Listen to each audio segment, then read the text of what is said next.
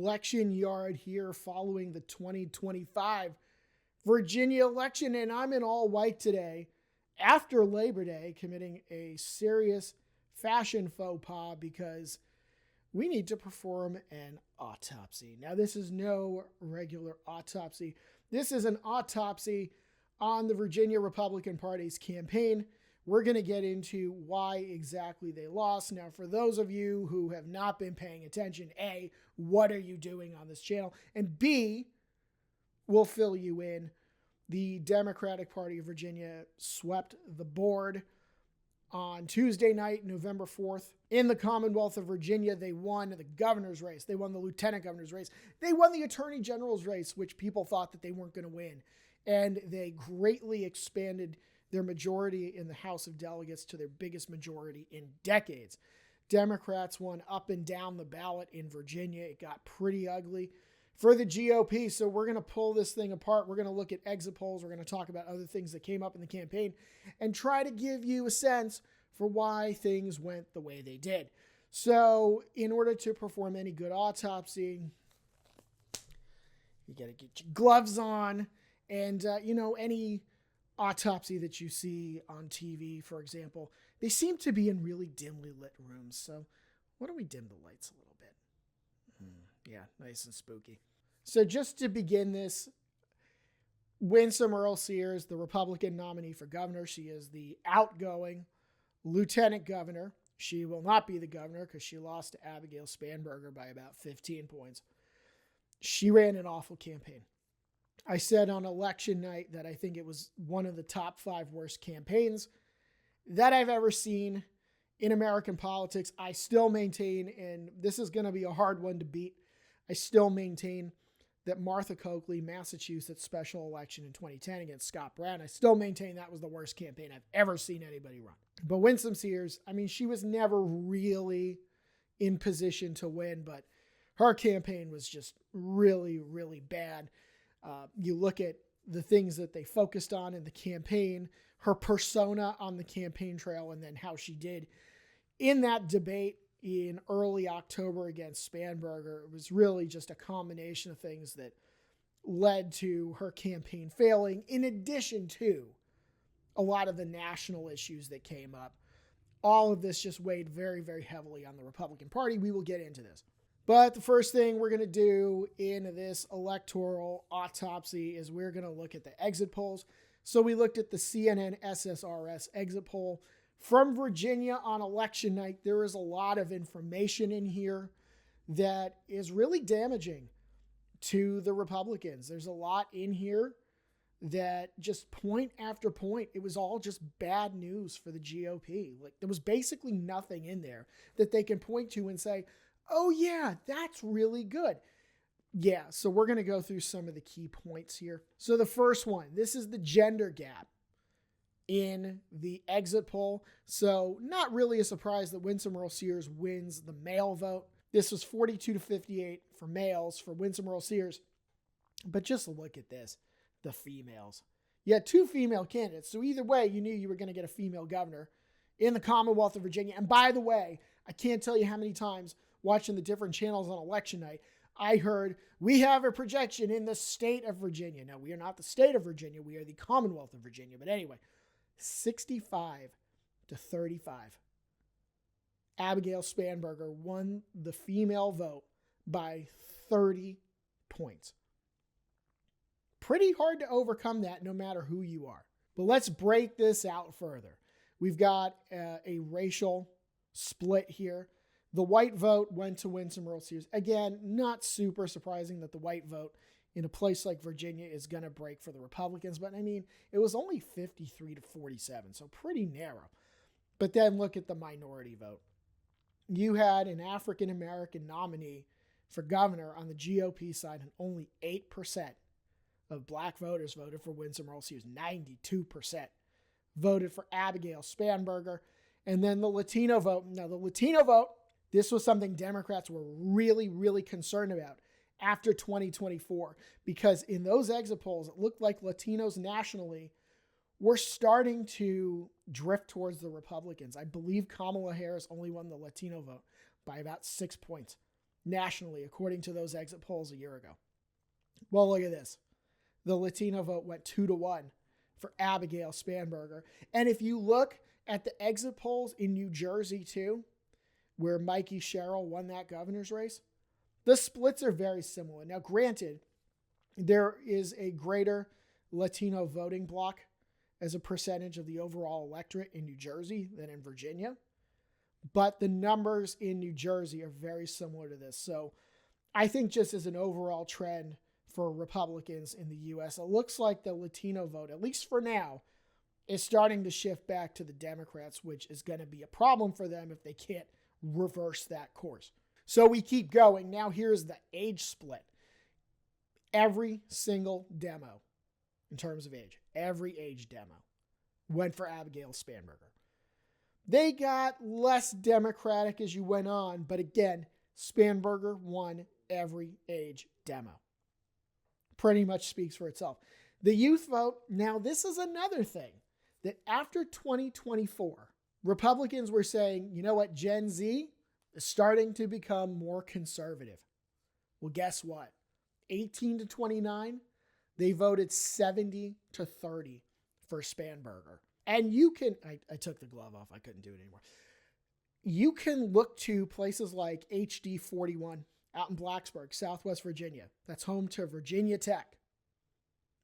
Those college students voted heavily Democratic, and they came out in droves.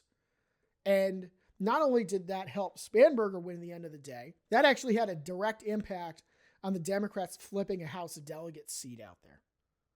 So if you have written off the youth vote as moving towards the GOP, well, this exit poll and what we saw out in Blacksburg, that would tend to discount that a little bit. But then you see the 30 to 44s, Spanberger got 61%. Gen X, that 45 to 64 range, some of them are Gen X, that tends to be the more conservative generation that you see. Spanberger still got 55%, but then the seniors, 65 plus, Spanberger got 52% of the senior vote. So there's nothing here.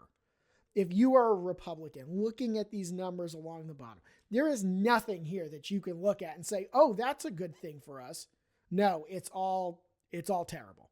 And then the last thing we're going to look at in terms of these little semicircle charts here, the partisan split. Now, this was a Democratic +5 electorate. I believe in the exit poll, it was Democrats with 36% of the electorate. Independents were 33. Republicans were only 31. So Republicans had a narrow advantage in the 2021 electorate. Republicans just did not vote with the same intensity this time. But we're going to get into the numbers here. The Democrats, 99% voted for Spanberger. Only 1 in 100 Democrats voted for Earl Sears. I'd like to meet that person because it didn't seem like there were going to be any Democrats that voted for Earl Sears. Of Republicans, 93% voted for Sears. 7% of Republicans did vote for Spanberger. But then you look at the independents, who, as we just mentioned, were a third of the electorate. Spanberger won independents by 19 points. So just a really bad set of numbers for the Republicans here. A great set of numbers for the Democrats. Into some other factoids that we got from this exit poll, because again, I said there really was not much good news in these exit polls at all for the GOP. 59% of Virginia voters in this poll, and there were 4,500 voters that were interviewed, 59% said that their finances were directly impacted by federal cuts.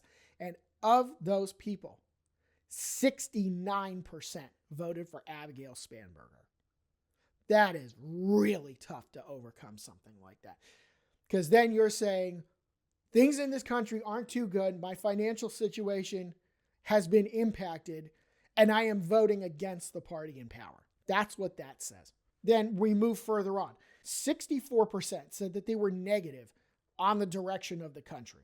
So they were either dissatisfied or angry. I believe that's how they couched it. You add those together, that's negative on the direction of the country. Of those people, 80% voted for Spanberger. 80%. And then Donald Trump's approval rating. So I believe when they did the initial exit poll it said 41% approval for Trump. But as the night goes on, they reconfigure them based on what they're seeing in the election results. So it worked out to be a 39% approval rating for Trump in the Commonwealth of Virginia. And then 48% said that the economy was their top issue in the campaign. Again, 63 to 37, Spanberger won that demographic. So just some really, really bad numbers, but we're not done yet. Now, this might be one of the few good things that Republicans got out of it. 53% said that they thought that Glenn Youngkin was doing a good job as governor. But then they can't even have all the good news there, because you look at this demographic, of those people, a quarter of them voted for Spanberger. So you had the Republicans, Winsome Earl-Sears, you see these signs around the Commonwealth of Virginia, not the state of Virginia, the Commonwealth of Virginia, saying, vote for Winsome Sears, let's keep a good thing going. A quarter of these people that like Glenn Youngkin voted for Abigail Spanberger. So they couldn't even hold on to all the people that like Glenn Youngkin. So this is just terrible for the GOP. Now, if you want to talk about some other stuff that looks really, really bad for the Republicans, we're going to look at actual election results. These aren't exit polls anymore. These are actual election results that we're looking at. We're going to look at the county shifts from 2024 to 2025. So what they did here, and the source of this was the New York Times, their election result page on election night. So what they've done here is they've taken the 2024 presidential election results and compared them to how the votes shook out in the 2025 gubernatorial election. So the easiest thing to do would be to start with the Republican counties. The counties that shifted between 2024 and 2025, more Republican. There are 5 of them here: Appomattox, Charlotte, Lancaster, Mecklenburg, and Northumberland. So now let's look at the counties that shifted Democratic. The counties and independent cities, it was the other 128. So Virginia has 133 counties and independent cities. Independent cities in Virginia basically have county level status, but it's just a self-contained city. Like, for example, the city of Virginia Beach. It is an independent city. It is not part of a county. It is essentially its own county. We have 133 of those subdivisions in Virginia. 128 of them got more Democratic between the presidential election a year ago and now. 128 out of 133. Just take a minute and soak that in. 128 out of 133. And of the 5 that shifted more Republican, the biggest one was by about 2 points. But we're going to talk about some of the county shifts that went Democratic, because obviously I couldn't list 128 counties over here. It would have taken all day to get them on the screen, but take our word for it. It's 128. So let's look at some of those individual shifts. Fairfax County, we're going to distinguish because there was a Fairfax City, and then the wider Fairfax County, which had quite a lot of voter turnout. I actually think it had the most voters of any jurisdiction in Virginia. In this election, it shifted 12 points towards the Democrats. Now, looking at those results on election night a year ago, you could tell early on from Virginia that it wasn't necessarily going to be Kamala Harris's night, because Northern Virginia was not going as Democratic as people thought maybe it should. And Kamala Harris won Virginia by less than Joe Biden did in 2020. Well, guess what? In 2025, it started shifting right back to the Democrats, Abigail Spanberger, winning Fairfax County by 47 points. And then Chesterfield County. Now, Chesterfield County, this is a suburban swing county to the south of Richmond. This county shifted 8.2% towards the Democrats. Spanberger won it by 17. Glenn Youngkin won it in the gubernatorial race 4 years ago. I believe he won it by 4 points. Spanberger won it by 17. So just a massive shift to the Democrats in suburban Richmond. Then we go to Virginia Beach on the ocean front, the largest city in the Commonwealth of Virginia. It shifted 7.9% towards the Democrats. Spanberger wins Virginia Beach by 11 points, which is pretty impressive. Then Loudoun County. Now, Loudoun County, this is the county that I was just talking about. when you're talking about Northern Virginia, didn't really give Kamala Harris the margins that she wanted to feel good about things. And before the election, there were some people out there concerned in Democratic land that Loudoun County was not having the early vote turnout that they wanted. Well, look at what happened in Loudoun County. It shifted 12 points to the Democrats. They really came through in the final few days of early voting, and then on Election Day, Spanberger won it by 29 points. This was one that Youngkin had made much narrower. Abigail Spanberger winning Loudoun County in a rout, and the Republicans ended up doing really poorly there. They also lost the one, I believe it was the only House of Delegates seat that they had in the western part of Loudoun County. They lost that. Now, Prince William County, this is in the southern part of the D.C. suburbs in Northern Virginia. This one, another one, 16-point swing towards the Democrats. Spanberger won it by 34 points. Democrats did extremely well in the House of Delegates races there as well, so there were definite down ticket effects there. We keep going. Henrico County. This is the county. If you look at a map of Virginia, you've got the independent city of Richmond, which is the capital, and then Henrico County just kind of like loops around it. It kind of looks like an old style handle telephone that you would pick up. It just kind of sits over Richmond, and it's very suburban. Henrico County went 9.5% towards the Democrats. Spanberger won Henrico by 38 points. So just a massive win there. And then Chesapeake. Chesapeake is the second largest city in Virginia. Chesapeake has about 250,000 people. It does sometimes vote Republican. I believe Joe Biden and Kamala Harris both carried it in 2020 and 2024 respectively. But Chesapeake went much bluer, 9.1% towards the Democrats. Spanberger won Chesapeake by 13 points. And something I haven't seen in a few years, the Democrats down ballot in Chesapeake actually had some successes. So again, the coattails existed. There are more Democrats getting elected at the local level in Chesapeake too. But we're just seeing right down the board in some of the biggest counties and cities in Virginia, there were massive swings towards the Democrats between a year ago and now. So now we get to the point at this electoral autopsy where we have to talk about why we think this is. The Republican campaign in Virginia was pretty tone deaf.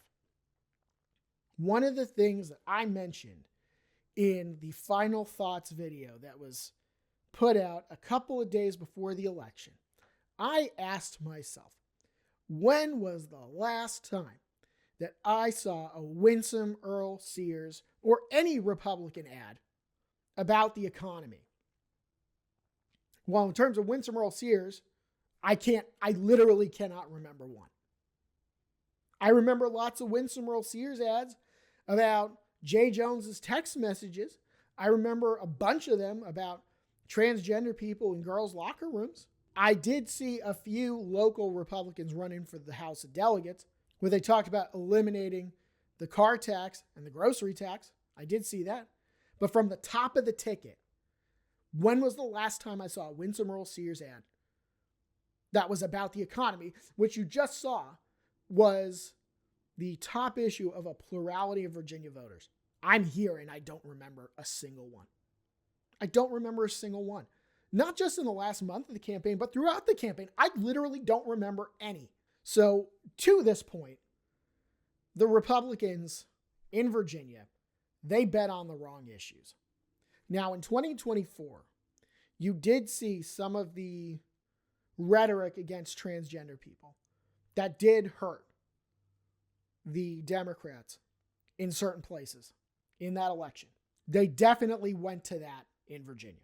There is no doubt that in the last month of the election, the Republicans went all in on trans people and Jay Jones's text messages. That was their campaign message in the final month of the campaign. They didn't talk about the economy. They really didn't talk about education. They didn't talk about healthcare.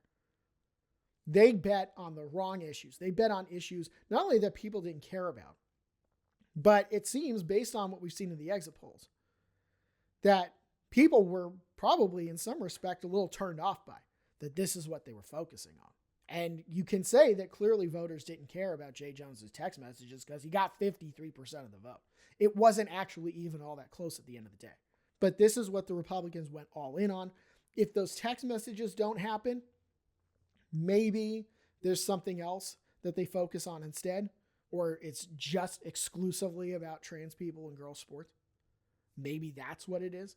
But the Republicans just completely ignored some of the most critical issues in the campaign down the stretch. They completely ignored them. So in so doing, the Republicans tried to use some of that 2024 playbook here in 2025. It didn't work. Now, going into this election, we knew that there were certain factors that were in play in 2024 that were not in play in 2025.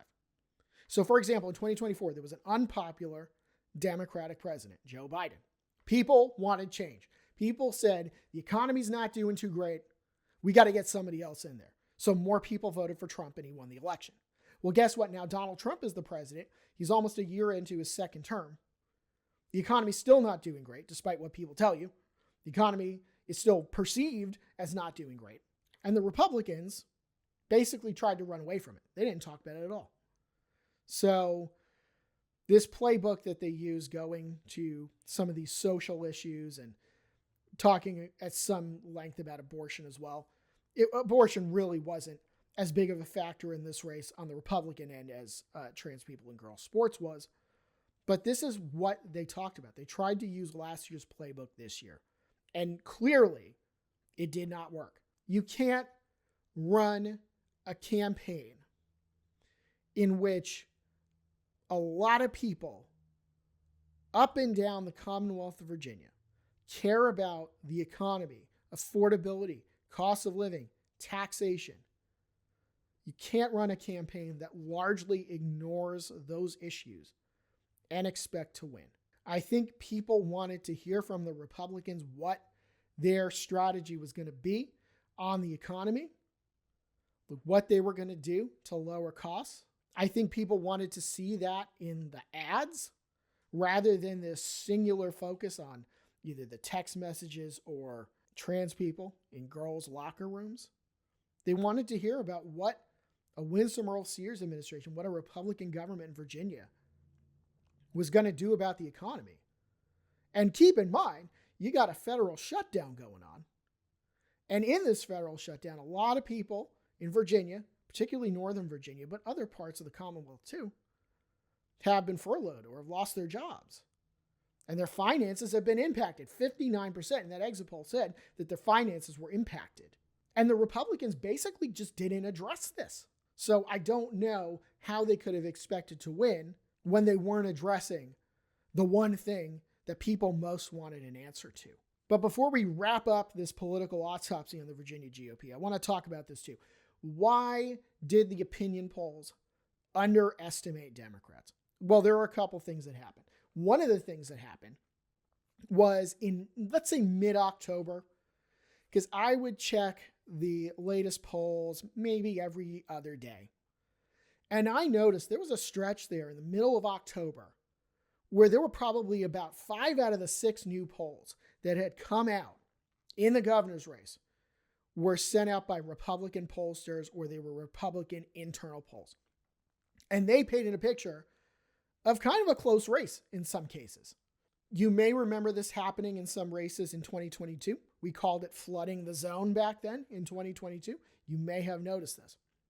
The other thing that some political analysts in Virginia have talked about is some of the independent polling that came out. Like, for example, there was a poll that came out like a week before the election and it only had Spanberger up like 7 points.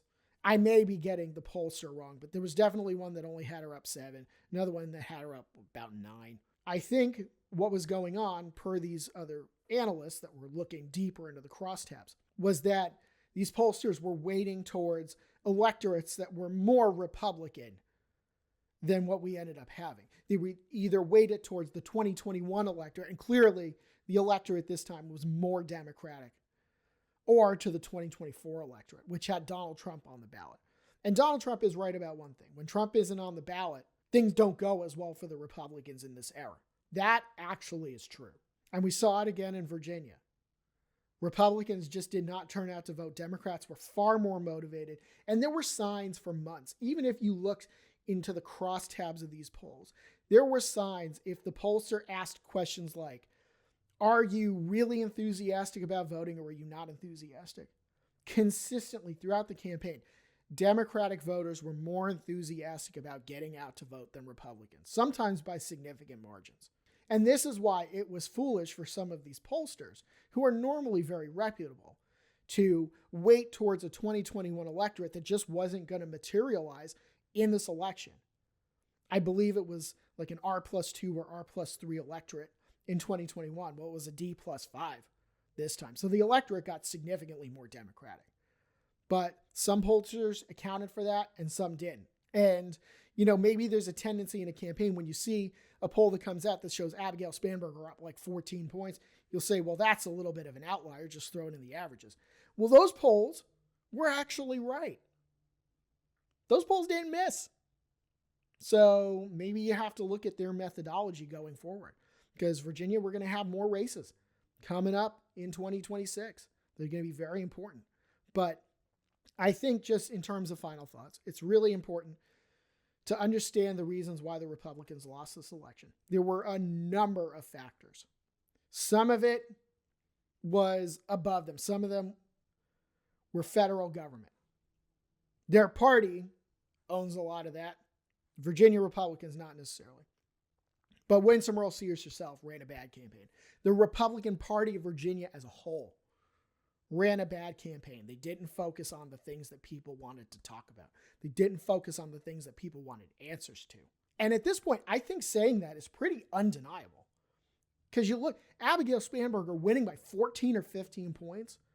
Democrats going into this election considered Ralph Northam's 9-point win in 2017 as kind of like a benchmark for an awesome night in Virginia. Well, Spanberger blew clear through that. She's going to probably get, once the provisionals, mail ballots, all that, once that's all counted, she might get near 2 million votes. That's pretty damn good. So clearly the Democrats, what they did in this campaign was working, and what the Republicans didn't. So it's up to them to ask the tough questions. Why did we lose? Now, if what they're going to do is end up doubling down on what they campaigned on in 2025, then things are not going to get better for them anytime soon. Especially when you have a Republican administration in the White House that's got a 39% approval rating. Really, the only thing that would help that is if Trump became more popular, which as of now doesn't seem like it's going to be happening. But you never say never. But there's a lot of lessons for Republicans in Virginia to learn. It's up to them to learn them. I don't know if they're going to learn them. I think there's a good chance they might just double down on what they did in this election campaign that almost ended up in a 2/3 Democratic majority in the House of Delegates. That even exceeded my upper boundary for the Democrats. I think it was like 62 or 63. They got 64. So things went really badly for them. So that's an election autopsy. I think we ripped this thing apart about as well as we could have. And, there will always be more elections in the Commonwealth of Virginia. And for more on those elections and elections across the United States, electionyard.com, like and subscribe. Follow us on social media. We'll see you soon.